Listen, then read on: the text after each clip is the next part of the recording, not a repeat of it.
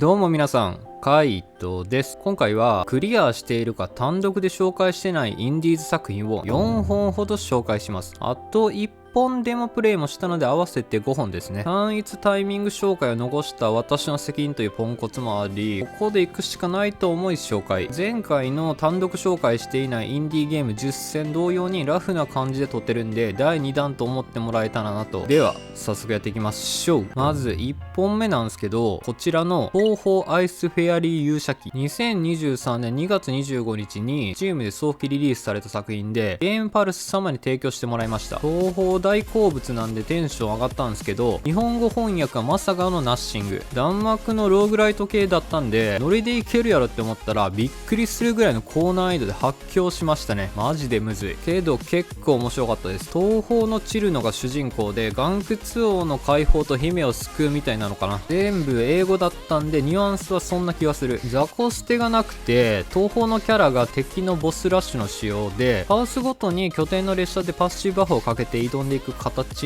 なんすけど、パッシブの英語が読めねえ。最初は適当につけてたんすけど、さすがに勢いじゃバッチバッチに無限リトライパニックになってしまい、 Google レンズ翻訳が大活躍でした。早期は4人のボスキャラと対戦できるんですけど、どのボスも想像を絶する弾幕。右スティック傾けて攻撃という慣れが必要な動作で、 RT ダッシュプラス展開移動がやべえ。3人目でリトライしすぎてアシストモードにしますかって言われたんで、試しに OK を押したら可愛いひよこちゃんになりました。早期ラストのスイカの捨てだけ日本風でおもろくて、全然ボスとは思んないんですけど、キャラクターの立ちがクオリティ高いんで、ボスとのバトルでのキャラソースがもっと爽快だったら化けそうなゲームかなと。弾幕ゲーしたい方はぜひカイトと同じ発狂してみてください。2本目はこちら、大魔女レミリアスカーレットシンフォニー。同じく東宝ゲームで2009年に発売されたオリジナル作品をフルボイスにして2022年7月28日に Steam と Nintendo Switch でリリースされたゲームですね。リリース時に限定版を買ってクリアはしてたんですけど、あまりにも難易度が高すぎて単一ではあかんって思って眠らせてました。個人的には好きでしたが、レイムが幻想郷を公務の謎を追い、高魔女へ突撃していく感じで、メトロイドバニアな見た目なんですけど、キャッスルバニアっぽい 2D アクションです。スキル得得やパッシブなどなくて、アシストキャラがいるっていう形っすね。レイムがひたすら場面ステージを過ぎ進んでボスを倒して終わりと単純ですが、ステージのボスはめちゃくちゃ難易度高いです。キャッスルバニア独特の縦軸ジャンプでのまっすぐ攻撃オンリーに2段ジャンプがない代わり、レイムが無限に飛べるという独特感。操作がシンプルにむずくて、敵のシビアな攻撃とギミックのやらしさが何とも言えないですね。被弾した時の体力減りが尋常じゃないので、ノーマルで無理くりクリアしましたが、イージー以下がおすすめ。外観とか内観のデザインや有名声優のフルボイス、キャラの 2D ドットの再現度は高め。やっ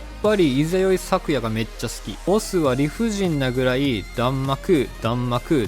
なんで、先に東宝ルナライツをプレイしてから触ってみるのもありです。このゲームの続編も出るらしいので多分買ってます。3本目がこちらのアンリアルライフになります。以前から気にはなってたんですけど、ゲー仲間のゲームカフスのアラレスさんがおもれって言ってたんでプレイしました。正直に言うと、最初の3時間ぐらいボケーっとプレイしてたら、怒涛の伏線回収のエンドがめっちゃ感慨深かったです。普通に面白かったっすね。パブリッシャーのヨカゼさん販売元のゲームは全然プレイしなかったんで、ある意味新鮮だったなと。主人公の春が喋る信号機の195と、夜が明けない世界で真実を求めていくお話なんですけど、ドットで表現された不思議な世界観と若干のミステリー感がマッチしてました。グリッチ表現での見せ方が何とも言えない恐怖。若干のパズル要素を組み合わせたアドベンチャーなんで、難易度は高くないんですけど、マルチエンドなんでちゃっかり全回収はしましたね。タイトルは適度にスイッチなどのトップに上がってくるんで、情緒に溢れ返りたい方は手に取ってもいいかもしれません。また、ヨカゼさんのリリース予定にある果てのマキナがメトロイドバニア感あって期待がかなり大きい。これからこのレーベルには注視していきます。4本目がミューテーショネムです。ペーサーさんとアラレさんプレイしている作品でもあり、カイトも当然プレイしてクリアしています。単一紹介ではすられまくっているなと思い、こちらでさらっといきます。サイバーパンクアクションアドベンチャチャーというジャンルの組み合わせで、キャラは 2D プラス背景は 3D の世界観フルボイスで楽しめます。インディーではめちゃくちゃ気合が入ってたんで、思った以上に面白かったですね。主人公のアンを操作して行方不明の弟を手がかりを見つけながら探しに行くお話なんですけど、めちゃくちゃ迷います。というかサブクエストが多くてメインやりながらの平行線で18時間ぐらいかかりましたね。アクションというよりはアドベンチャーの方が比率は大きく、お使い要素が多めです。ハッキングがシビアなところはプレイヤー泣かせ。武器の強化の仕方も複雑だったんで、ラスト付近でようやくシステムが少し分かったから御の字かも。横スクロールがメインではありながら、戦闘では爽快にバシバシ切れるんと、コンボをつなげてのインパクトなら演出は光ってました。衣装チェンジもセクシーなの着せれるんですけど、イベントでは元に戻っていくのでなんでやねんと。サイバーパンクの世界観うまく表現されているのと、ストーリーが最後まで意味不明だったので理解力が乏しい回答。気になった方は気長にプレイしてもいいですね。あとは気になってる作品をデモプレイしておりまして、シー・オブ・スターズをプレイしました。2020年3月にクラファンしてて、3年の月日を経て2023年8月30日にリリースされると。先日のインディーワールド 2023.4.20 で体験版が配信されたんで早速プレイしたんですけど、懐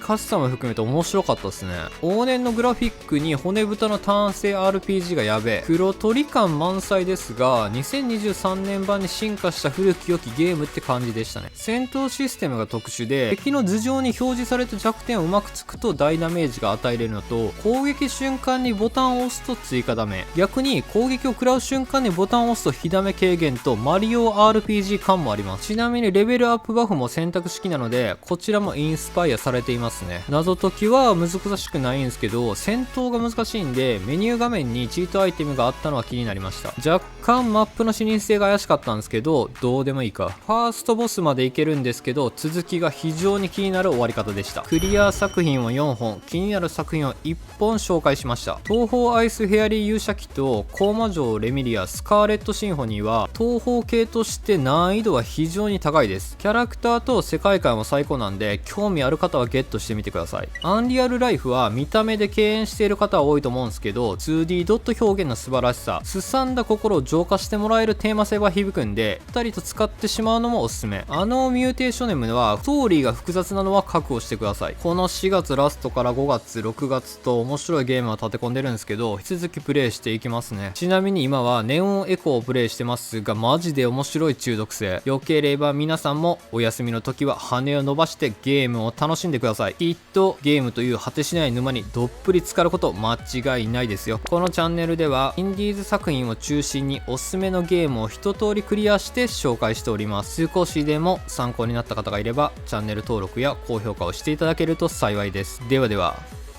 またの機会に。カイトでした。